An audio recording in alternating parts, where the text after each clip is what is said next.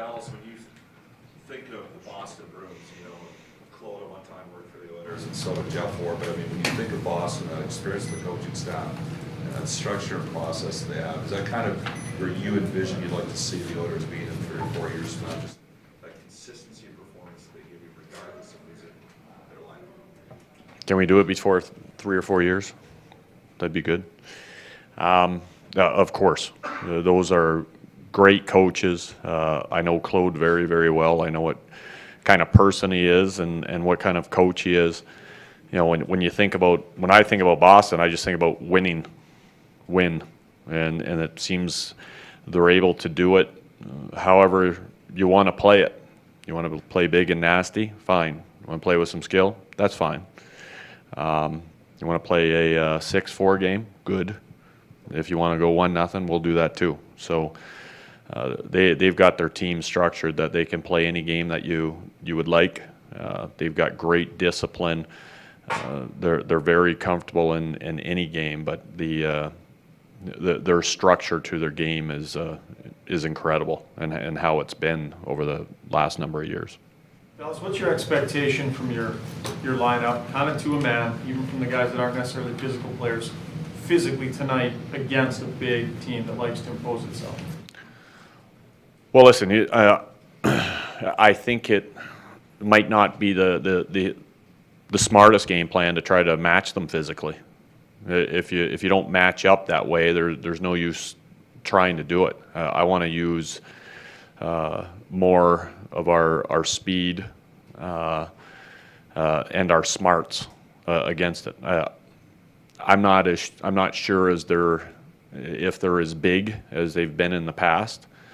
They still have some heavy guys, but I want to get into a game where we're playing quick with really good puck support, and if we do have to give up the puck, that we're going to be first to it. And to go in and try to match a team like this physically and get into that, I don't think it gives us a chance to win the game. What's the situation with Boyd Gordon? Is he ready to go? No. Jeff Petrie is going to play tonight. Justin Schultz and Jeff Petrie both have had some struggles this year, some growing pains. And they're guys you're counting on for 45 minutes a game on average between the two. What are you hoping to see? What does Jeff need to get back to doing from your perspective? And for that matter, Justin, in terms of maybe where he was at different times, maybe even before he got here, but when you saw the film last year? Well, with Petey, it's his confidence. I think it starts with Petey, his confidence with the puck. I think if he's making the right decisions, making the quick decisions, and especially when we kind of make that D pass that he's receiving, when he's moving ahead right away with the puck, I find that his whole game kind of comes with it. His defensive game, his reads, it shows that he's going. When he takes the extra second, is not strong moving the puck or starts moving backwards with it, I find that his confidence is a little off, and that usually translates that his confidence is off a little bit defensively with his reads too. So we want Petey moving. This guy can fly on his feet. He's got size, but we want him to take control of the game when we have the puck. And as soon as he does that, it usually translates immediately into when we don't have the puck for him. Justin Schultz is, he's had his struggles as of late. And it's been interesting going and watching the film real close. It's, he's bobbling pucks. It's almost like he's been sent a batch of sticks that are just a little bit off. And, but that usually goes away very quickly. This guy moves the puck fast and hard and flat, and that'll come back immediately.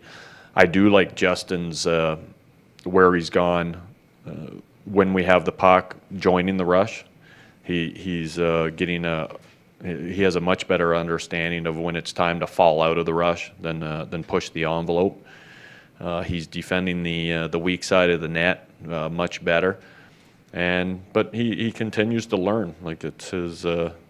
This guy hasn't played very many games in the National Hockey League, and that position usually takes a lot of time of pro hockey to to acquire to be very good at your trade, I guess, is the best way to put it. So, and he's not alone. You know, Belov's going through the same thing, and but there are improvements there. And the biggest thing with Justin Schultz's game right now is his puck movement. It's just those pucks aren't as flat, they're not as quick. But for me, that comes back very quickly. Oh, I thought I was going to leave. Breeze Galoff is going on the road trip to hopefully play. Yeah, he's starting to knock on the door, but not there yet. So we'll continue to practice him, and then the day he is cleared by those doctors, he'll be available for the net. What's the best way to deal with a guy like Chara? Just his size, his stick. What's the best way for your forwards to deal with a guy? Who's that? I'm not familiar with that player.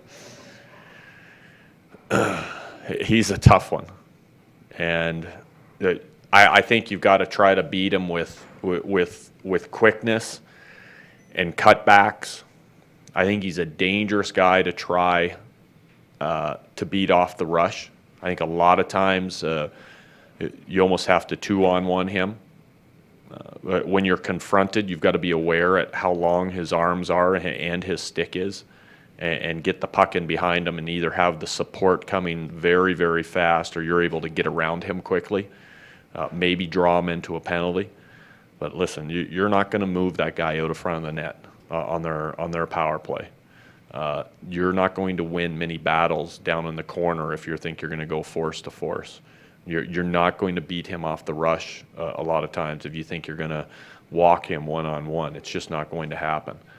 So that's where we get back to that fast and quick game. We've got to make our decision early when he's on the ice, and he's going to be on the ice anywhere from 24 to 30 minutes tonight. So we better get ready that we're going to see him a lot, especially our top end guys, and get that plan in place to play quick with him, 2-on-1 him, and get pucks in behind him so we're making him turn. When he's in front of the net on the power play, it's just for your guys to just got to get in front of him. He can't move. Yeah, he's not moving.